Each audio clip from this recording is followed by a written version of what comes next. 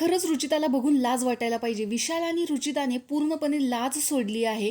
Big boss बघतोय असं वाटतच नाहीये, लवलपाटा बघतोय असं वाटतंय. अशा काही कमेंट्स याच्यावरती रुचिता आणि विशाल या दोघांना बघून आलेले आहेत. तर हाय गाईज, तर बिग बॉसच्या घरामधल्या सदस्य लोकांनी सुद्धा होळीचं सेलिब्रेशन केलेलं आहे. मस्तपैकी आला होळीचा रंगले भारी हे गाणं लावलेलं आहे आणि त्यांच्यासाठी खूप खास अशी पुरणपोळी सुद्धा पाठवलेली आहे.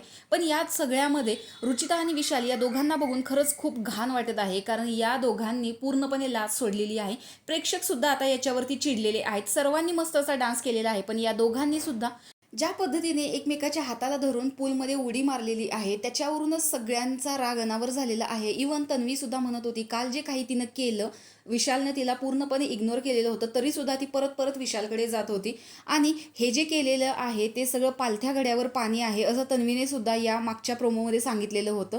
तर रुचिताला आता असंच झालेलं आहे की यांच्यासुद्धा मी ग्रुपमध्ये नाही जाऊ शकत आणि मी आता विशालला जर सोडलं तर या घरामध्ये काय करू, अशी काही रुचिताची अवस्था झालेली आहे. त्यामुळेच ती सतत अपमान करून सुद्धा, इग्नोर करून सुद्धा विशालकडे परत परत जाताना दिसते आणि तिचा गेम अप करण्याचा प्रयत्न करते.